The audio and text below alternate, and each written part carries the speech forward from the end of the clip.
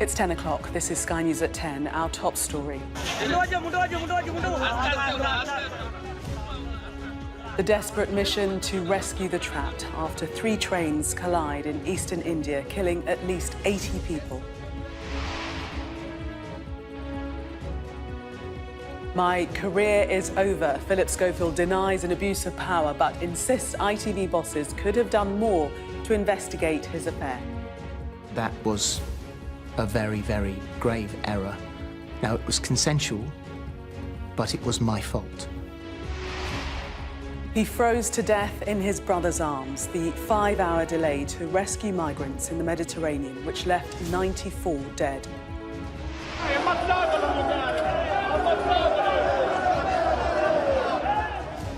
Unjustified and abhorrent condemnation after Roma fans harass referee Anthony Taylor after the Europa League final. The Muslim convert radicalised during lockdown, today jailed for plotting to murder a police officer or soldier. And we'll take a first look at tomorrow's front pages in our press preview from 10:30.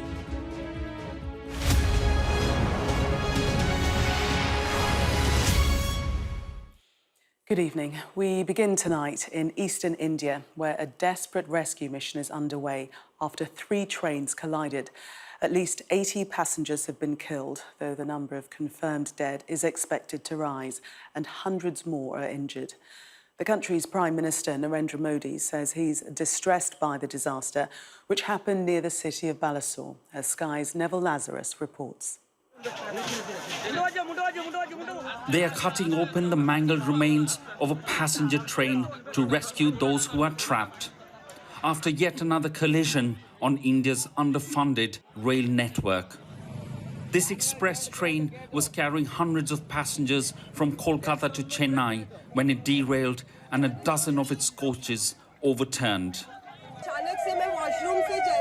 As I stepped out of the train's bathroom, suddenly it tilted. I lost my balance. I held on to something. I almost fell. My body tilted. My slippers, my bag, everything went topsy-turvy. And people started falling all over each other. As it lay on its side and those inside tried to escape, another collision and then another, this time an incoming freight train crashing into the wreckage. There are many who have died and so many injured. Allah saved us today. Hundreds of workers from the security forces, the National Disaster Rescue Force and fire services are involved in search and rescue. Nightfall has added to the challenge. The Prime Minister tweeted, distressed by the train accident in Odisha.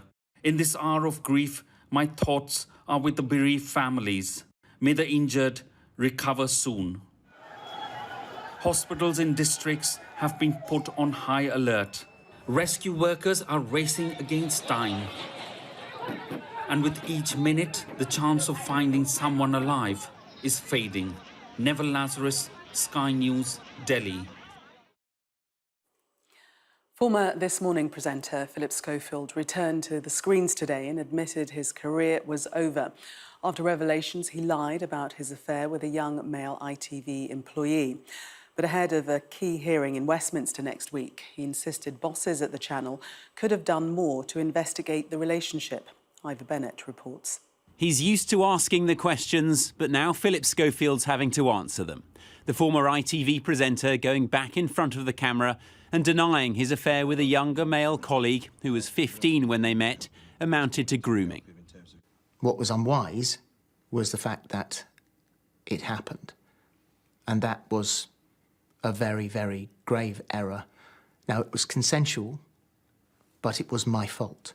Good morning. Right, we've got a packed show for you today. The 61-year-old resigned from the ITV show this morning after admitting to the relationship last week, now explaining it became sexual when the colleague was 20. Oh, stop it, you lot. A fixture of our screens for so long, he now believes his career is over and says he's been having suicidal thoughts, likening his current situation to that faced by another former ITV presenter, Caroline Flack, before she took her own life in 2020. I don't see a future. And so how much do you want a man to take? And are you truly only happy when he's dead? And this is how Caroline Flack felt. For his former This Morning co-stars, the interview was hard to watch. You know, I loved Phillip Schofield, and it's weird because I still love Phillip Schofield. However, what he's done is wrong. He's admitted it, he's said sorry. But I mean, as a family, we're all really struggling to process everything. A way back with them may not be possible, but some believe Schofield's career isn't done yet. For sure, it seems impossible that he could come back from this. But having been around for a very long time, it's amazing how over time these things can be rehabilitated, careers like his, even after a terrible, terrible crisis. For ITV, though, questions remain about why their investigation didn't get to the truth. Schofield agreed it could have been more thorough.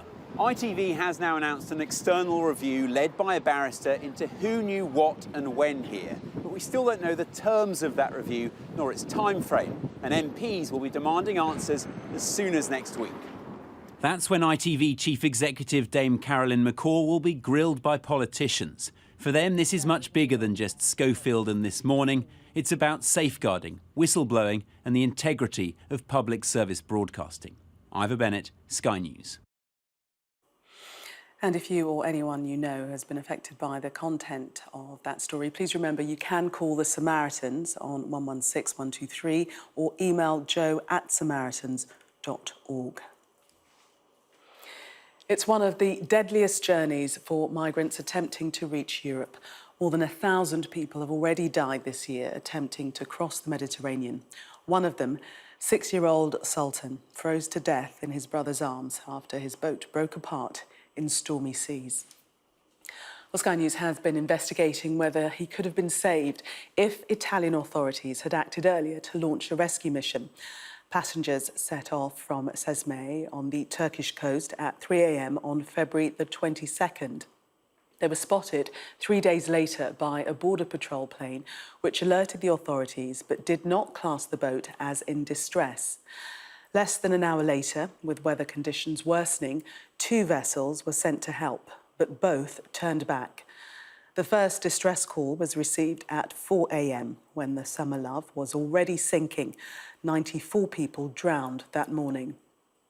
3 officers from the Italian military police are now being investigated for failing to act. Our Europe correspondent Siobhan Robbins reports.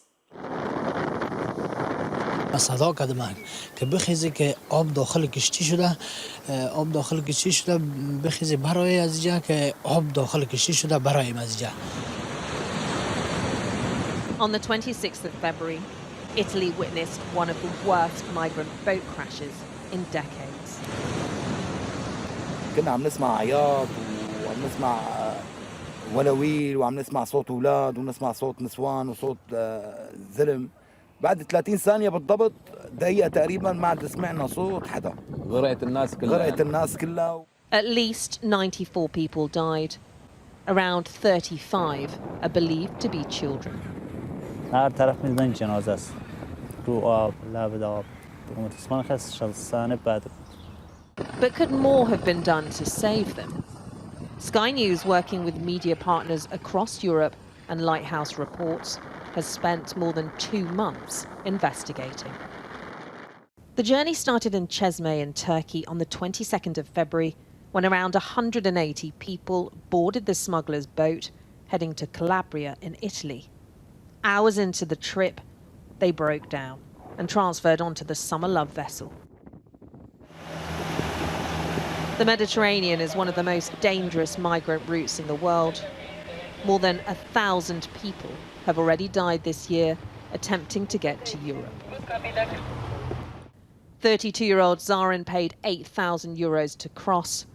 After fleeing violence in Afghanistan, he was hoping for a new life. کل مقصر کاپیتان است چون ما رو گل زد و جان خیلی خانواده باعث شد ما کشتی ما بزرگه ما 70 یا 80 نفر تو کشتی زیادتر نمیذاریم ما برف اون گل خوردیم وقتی که اومدیم. This 3D reconstruction shows you how overcrowded the boat was. Almost 200 people packed inside. While the smugglers stayed up top, The families were crammed below in little rooms for most of the journey. They say there were no life jackets. Much of the time, they were locked in to avoid detection. Initially, the weather was good. Here a small group celebrates, believing they've reached Italian waters. They have no idea they're heading towards a storm and a fatal crash. More than 5 hours before the crash, Summer Love is spotted by a Frontex border patrol plane, Eagle 1. At 10:26 Italian time, the heat-seeking cameras show one person on deck, but pick up a significant thermal response, noting more people could be below. They alert the Italian authorities to the ship as a suspected migrant vessel and note no life jackets are visible. Strong winds have already disrupted their flight, but despite this, they do not class the boat as in distress. In the hours that follow, the weather worsens. Italian authorities send out 2 boats to intercept the Summer Love, but both turn around due to the storm. No rescue operation is launched. This doesn't happen until the first distress call is received at around 4 a.m., by which time the Summer Love is sinking and dozens of people are drowning. السفينة خبطت بشي فأنا حسيت بأنه السفينة عم تغرق وصارت تفوت المي من الخلف. Assad was on board with his uncle and 6-year-old brother Sultan. They'd fled Syria hoping to meet family in Germany. A new life Sultan would never live to see. حملت أخي ونطينا أنا وأخي وخالي على المي. ضلينا 3 ساعات بالمي تقريبا. بعد ساعة من البرد من كثر ما كان في برد بس بحدود الساعة 4 الصبح مات الولد بعد ساعة. Sultan froze to death in his brother's arms. His uncle shows us his little grave. After the boat sank, rescuers scoured the sand for survivors, the desperate who'd managed to make it to shore. But the body bags kept on lining up. An 8-month-old baby and 70-year-old pensioner believed to be among the dead. Who do you blame for what happened that night? الحكومة الإيطالية لا تحركوا لا عملوا شيء ولا سووا شيء ولا عملوا شيء نهائيا يعني. ونحن غرقت السفينة تبعنا شي الساعة 3:30 4 الصبح. يعني في تقريبا 6 ساعات 7 ساعات. كان ما توفى حدا يعني. We contacted the Italian Coast Guard and Guardia di Finanza to ask why a rescue wasn't launched sooner. They said they couldn't comment due to an ongoing investigation into the crash. Frontex denied any wrongdoing, saying when they filmed the boat, it wasn't in distress, and that all of their findings went to the Italian authorities, who have the power to launch a search and rescue. But many who made this crossing, hoping for new lives, believe they were forgotten. Siobhan Robbins, Sky News. Europe's football governing body today condemned violent behaviour and promised to review its security protocol after a British referee was abused by fans after the Europa League final. The acrimony began on the pitch and continued into the car park when Jose Mourinho confronted Anthony Taylor. The Roma coach has now been given a 2-match ban, as our Europe correspondent Adam Parsons reports. Roma fans at Budapest airport, angry their team lost the Europa League final, and now convinced they had found the person to blame. Anthony Taylor, the English referee, travelling home with his family, the focus of all this abuse. The group just about safely ushered into a side room at the airport. Moments later, a chair is hurled in their direction. He's got his wife out there to witness one of the greatest days of his life. He's done the game, had a real tough match. He's at the airport coming back, and that's not the memories you want. But was this man the catalyst? Jose Mourinho, the Roma manager, was one of 14 people booked during an ill-tempered match. He then waited in the car park to confront the referee.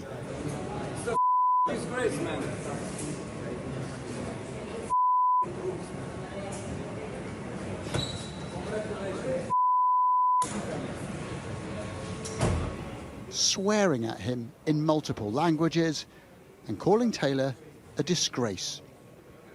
Mourinho, like both the clubs involved in this game, has now been charged by UEFA with breaking rules. But it was at the airport where anger turned into violence. I think there is an absolute link between the culture of the football team, the players that are playing, the manager, and therefore it resonates to supporters. Absolutely. It's absolutely linked. Sympathy too from other football managers. I'm so sorry for the images I saw for Anthony Taylor. I'm so sorry. So hopefully not don't happen again. So that's all I can say.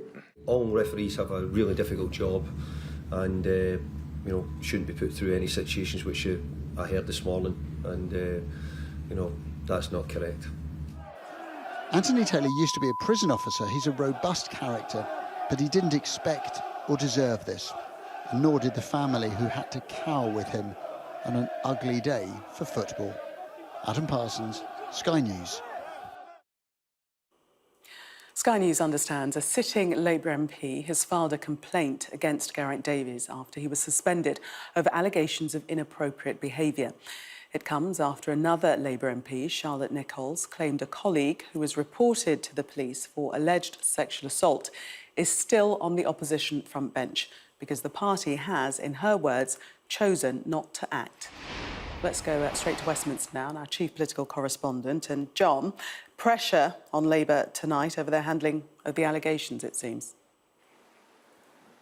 Well, Charlotte Nichols has certainly stirred up controversy, claiming that someone who has had complaints against them is still on the front bench, not the back benches, because, as you say, the party chose not to act. She didn't name the MP, but she said she challenged Labour officials. Their response has been utterly inadequate. Now, as for Garrett Davies, the Labour MP for Swansea West, Sky News understands there is now a second complaint about his behaviour. This one from a Labour MP, the first one, or probably not a Labour MP. Now, in regards to the initial allegations, Mr. Davies told the Politico website he didn't recognise the allegations, he didn't know who they'd come from, and he said, if I've inadvertently caused offence to anyone, then I'm naturally sorry. Now, and another development concerning Mr. Davies tonight, regarding the allegation that he took sex workers into Parliament and boasted about it to colleagues. Well, Mr. Davies is tonight denying that allegation. He says he denies the claims. He says they're false, and that he has instructed his lawyers to in relation to them. So, after all those years, it seems Westminster is back, and it's at the moment it seems to be the Labour Party that's facing questions as to how it's handling it. John, thank you very much. Just want to bring you some updated news now out of eastern India. We've got further details on, sadly, the number of people that have died following that rail crash has now been revised up to 120. That is the latest figure, with the proviso from Indian officials that that number may well continue to rise. We know that 3 trains collided in India's eastern Odisha state. Initially, more than 50 ambulances were sent to the scene. That's near the city of Balasore. And one of the trains involved in the collision was the Coromandel Express. So that figure, sadly, has risen this evening to 120 people who have lost their lives in that train crash in eastern India. A teenage Muslim convert who became radicalised during lockdown was just 24 hours away from carrying out a terrorist attack when he was arrested. That's according to police. A court heard Matthew King wanted to torture and kill an American or British soldier and had previously spoken about planning a mass casualty event. Today, he was sentenced to a minimum of 6 years behind bars.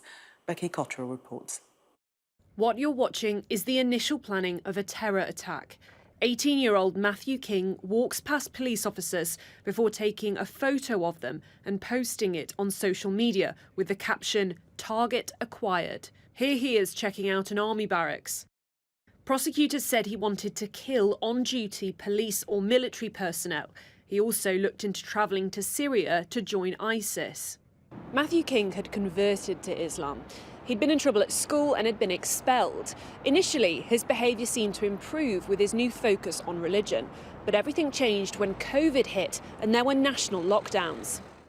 It was during this time when he was isolated that he became radicalised online. It is clear that you are someone who developed an entrenched Islamist extremist mindset, extreme anti-Western views, and that you intended to commit terrorist acts both in the UK and overseas.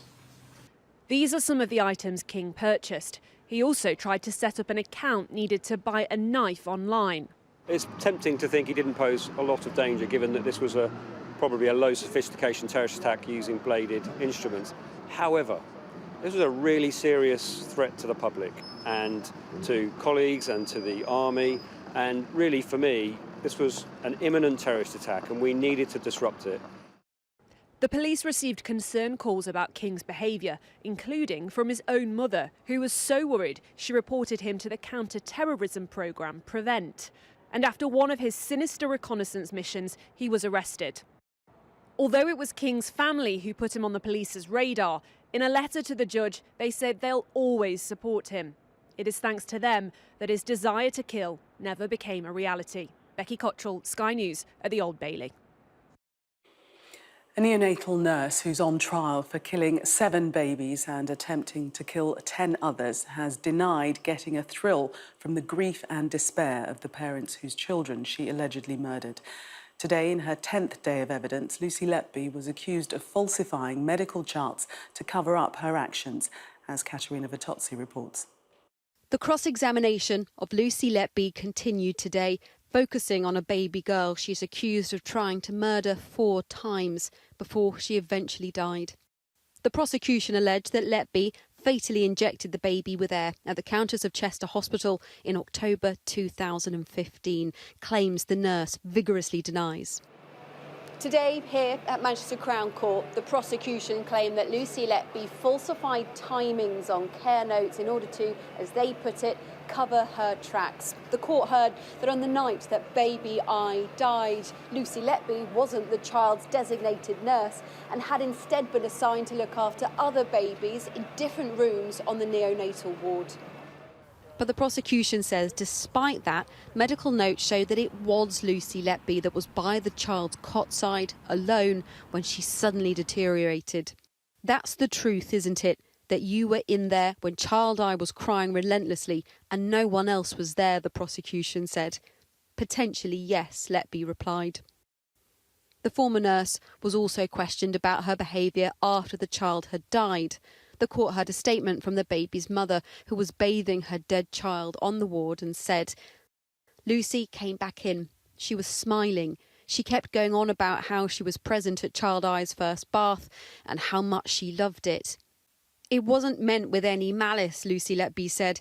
"We still talk to babies. We still treat them like they are alive. I was just trying to reflect on a happier memory." But the prosecution said, "You were getting a thrill watching that. The grief, the despair, you were watching in that room, weren't you?" "Absolutely not," the former nurse replied. Prosecution questioning of Lucy Letby will continue next week over what happened between June 2015 and 2016. She denies the murder of 7 babies and the attempted murder of 10 others. Katerina Vitozzi, Sky News in Manchester. Now to a trend said to be fast becoming the crime of choice. Violent watch robberies have nearly doubled since 2015, and luxury timepieces have rocketed in value after the pandemic. Thieves now track their targets using social media, forcing some sellers to offer chauffeur-driven cars to customers who make expensive purchases.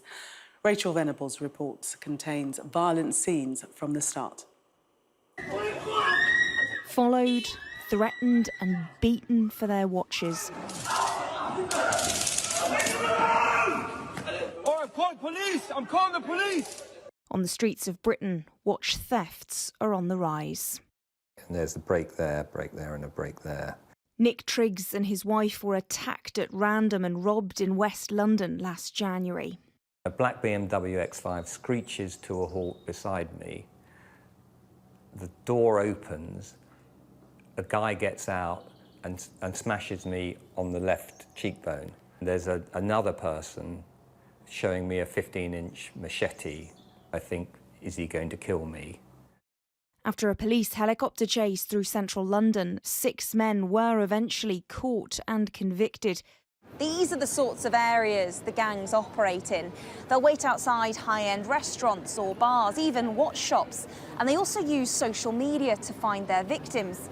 If you post a picture of your expensive watch, say with your live location, well, they know where to find you. In many areas, it's actually overtaken drugs as the crime of choice for some criminal gangs. Drugs are obviously very dangerous to carry, to hold, to transport, whereas watches are very simple and very rarely questioned. As an example, you can't get on a plane with a kilo of cocaine, but you can get on a plane with £1 million for stolen watches, and I very much doubt that anyone will even bat an eyelid. Since 2015, the number of watches stolen in England and Wales has nearly doubled. More than 11,000 were stolen last year, over half here in London. So here we have a Rolex Daytona with a mother-of-pearl dial with diamond indexes. Since the pandemic, there's been a boom in the value of second-hand watches. That's what's driving the criminals. Not a lot of watches were produced, so the value increased massively. This would have been around £100,000 just before lockdown. Today it's around £185,000. Danny's become so worried he's now offering a free chauffeur service to get customers home safely. These gangs have clearly found an easy way to make a lot of money, with little care of how their violence scars their victims. Rachel Venables, Sky News.